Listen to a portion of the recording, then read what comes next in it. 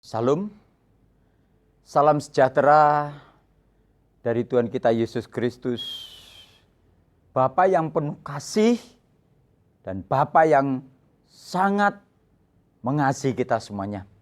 Hari ini kita sedang memperingati peristiwa yang sangat bersejarah bagi umat manusia di muka bumi ini dan juga bagi penghuni surga dan semua makhluk yang ada di muka bumi ini.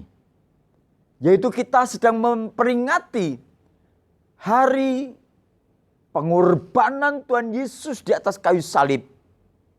Dan itu dikenal dengan Jumat Agung. Bapak, Ibu, Saudara yang dikasihi oleh Tuhan, dimanapun engkau sedang berada pada saat ini, saya ingin memastikan kepada Bapak Ibu bahwa Tuhan Yesus sangat mengasihi Bapak Ibu semuanya. Dalam kesempatan ini saya ingin menyampaikan berita yang sangat luar biasa yang datang dari kebenaran firman Tuhan. Berkaitan dengan kematian Tuhan Yesus di atas kayu salib. Kurang lebih 600 tahun sebelum peristiwa itu, ada seorang nabi yang bernama Yesaya sudah menubuatkan mengenai kematian Tuhan Yesus. Bayangkan saja, orang belum mati sudah dinubuatkan mengenai kematiannya. Karena kematian yang dialami oleh Tuhan Yesus di atas kayu salib itu bukan kematian biasa seperti manusia pada umumnya. Melainkan itu satu kematian yang ditetapkan oleh Tuhan sebagai satu pengorbanan yang dahsyat karena kematiannya mengandung makna yang luar biasa. Saya ingin membacakan apa yang sudah dinubuatkan oleh Nabi Yesaya. Dalam Yesaya 53 ayat yang keempat kita akan melihat. Sini saya akan bacakan buat kita semuanya. Ia dihina, dihindari orang. Seorang yang penuh kesengsaraan dan yang biasa menderita kesakitan. Ia sangat dihina sehingga orang menutup mukanya terhadap dia. Dan bagi kita pun dia tidak masuk hitungan. Tetapi sesungguhnya penyakit kitalah yang ditanggungnya dan kesengsaraan kita yang dipikulnya. Padahal kita mengira dia kena tulah, dipukul dan ditindas Allah. Tetapi dia tertikam oleh karena pemberontakan kita. Dia diremukkan oleh karena kejahatan kita. Ganjaran yang mendatangkan keselamatan bagi kita ditimpakannya kepadanya, dan oleh bilur-bilurnya kita menjadi sembuh. Bapak, Ibu, Saudara yang dikasihi oleh Tuhan, berkaitan dengan kematian Tuhan Yesus di atas kayu salib ini, saya ingin menyampaikan 3 hal berita penting yang harus kita perhatikan bersama. Yang pertama, bahwa pengorbanan Tuhan Yesus, kematian Tuhan Yesus, Yesus meneteskan air mata, meneteskan darah. Karena dia sedang menanggung penderitaan kita. Kita bayangkan bagaimana Tuhan Yesus mulai dari Taman Getsemani. Kemudian Tuhan Yesus dibawa ke pengadilan.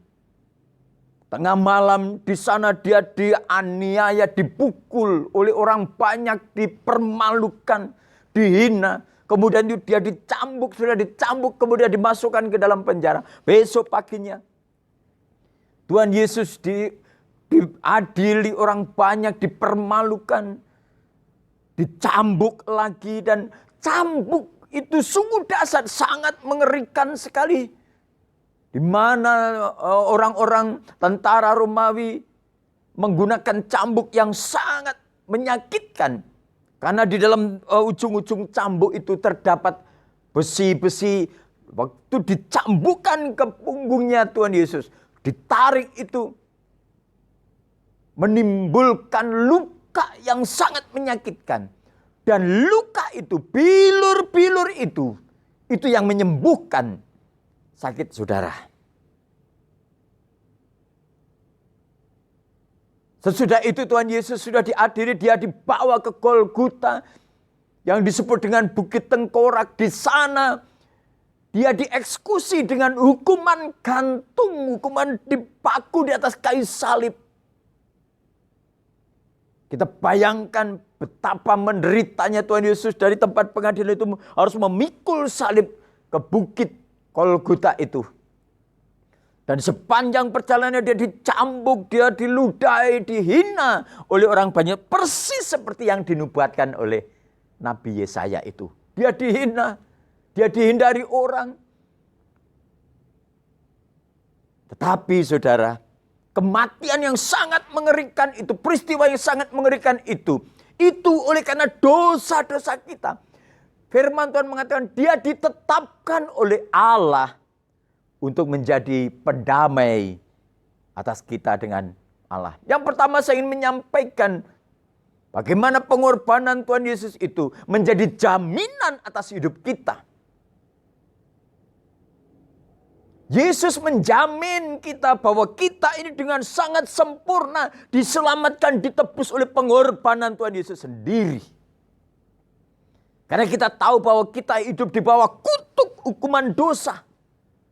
Kita hidup di dalam satu situasi tidak seorang pun yang belum pernah berbuat dosa. Dan firman Tuhan mengatakan, barang siapa yang percaya kepada karya penebusan Tuhan Yesus, semua dosa kita diampuni. Yesus menjadi jaminan atas hidup kita di mana dia sudah menanggung itu. Kutuk-kutuk yang ada di dalam diri kita, pemberontakan kita, dosa kita, sakit penyakit kita. Ditanggung oleh Tuhan semuanya dengan kuasa darahnya. Itu menjadi jaminan atas hidup kita. Sehingga pada akhirnya kita punya pengharapan bahwa hidup kita ini adalah hidup yang penuh dengan pengharapan. Karena kita sudah ditebus oleh darah Yesus Kristus. Kita dijamin oleh Tuhan. Dan itu ditetapkan oleh Tuhan. Yang tadinya Tuhan tidak berkenan atas kehidupan kita. Begitu kita dijamin oleh Tuhan, kita dibangun satu komunikasi dengan Bapa di surga. Yang kedua saya ingin menyampaikan bahwa kematian Tuhan Yesus, darah Yesus itu sedang menanggung kita semuanya karena kita memperoleh keselamatan.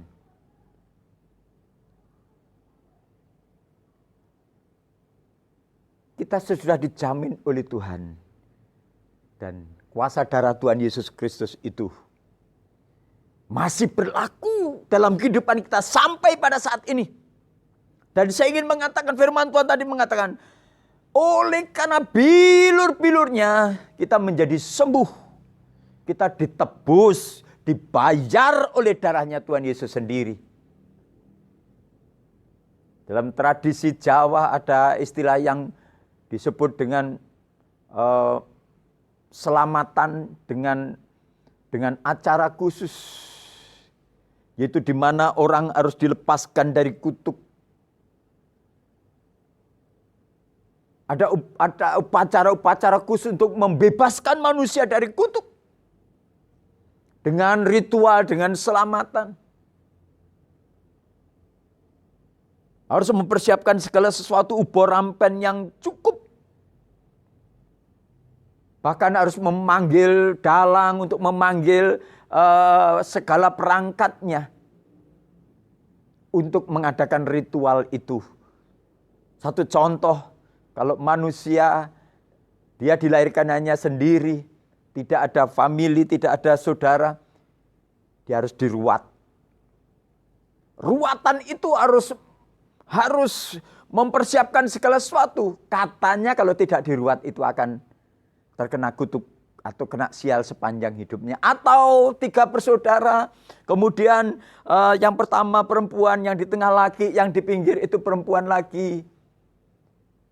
itu disebut dengan kapancuran kapit sendang. Atau sebaliknya, laki-laki, perempuan, dan laki-laki lagi disebut dengan sendang, kapit, kapancuran. Itu juga harus diruat. Itu juga harus diruat katanya untuk melepaskan dari segala kesialan itu.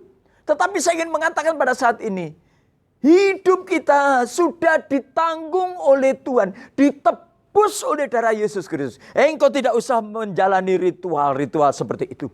Engkau sudah ditebus oleh darah Yesus dan sudah dibayar lunas oleh darahnya. Dan kita terlepas dari kutuk. Kutuk yang turun dari nenek moyang kita putuskan dengan kuasa darah Yesus. Kutuk sakit penyakit, kutuk kemiskinan, kutuk kebodohan, kutuk apapun juga kita lepaskan itu dengan kuasa darah Yesus Kristus. Haleluya. Berbahagialah engkau. Berbahagialah kita karena ada darah Yesus yang menjadi pengantara, penebus buat kita semuanya.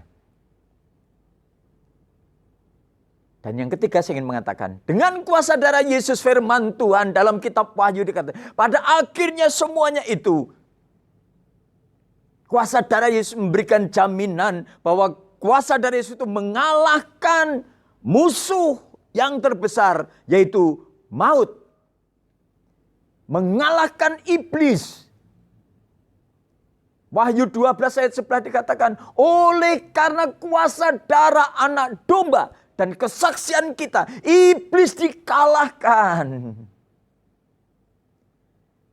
Dan yang ketiga saya ingin mengatakan bahwa kuasa darah Yesus itu memberikan kemenangan yang luar biasa kepada kita semuanya. Saudara yang masih terbelenggu dengan kuasa dosa saat ini, percayakan kepada karya Tuhan Yesus dengan kuasa darahnya. Engkau diampuni dosamu. Engkau masih terikat dengan keduniawian. Di dalam nama Yesus engkau akan terlepas oleh karena kuasa darah Tuhan Yesus Kristus. Engkau yang masih terikat dengan okultisme. Engkau yang masih terikat dengan kuasa kegelapan. Kalau engkau percaya kepada Tuhan Yesus, engkau akan dilepaskan oleh karena kuasa darah Yesus Kristus. Dan engkau akan mengalami kemenangan. Sehingga firman Tuhan mengatakan, engkau akan lebih daripada pemenang. Haleluya. Berbahagialah engkau. Yang masih dalam keraguan-raguan, saya ingin pastikan pada saat ini, engkau harus percaya akan karya penebusan Tuhan ini. Sehingga kematian Tuhan Yesus yang sangat mengerikan itu, mulai dari penganiayaannya, mulai bagaimana proses Tuhan Yesus dihina, kemudian disalibkan. Itu semuanya oleh karena kasih-Nya kepada kita semuanya. Yang pada akhirnya dunia mencatat itu merupakan tonggak sejarah baru di mana manusia mengalami pembaharuan, mengalami satu peristiwa di mana manusia menerima keselamatan dan memperoleh hidup yang kekal kembali. Yang tadinya kita kehilangan hidup yang kekal, hanya melalui kuasa darah Yesus kita akan memperoleh hidup yang kekal kembali. Karena Tuhan akan menolong kita semuanya. Peristiwa Jumat Agung ini akan membawa kita dalam pemikiran hati kita melihat karya Tuhan, maha karya yang terbesar sepanjang masa, yaitu Yesus menyelamatkan dunia. Yesus melepaskan manusia dari kutuk. Yesus memberikan pengharapan kemenangan yang luar biasa. Tuhan memberkati kita semuanya. Amin.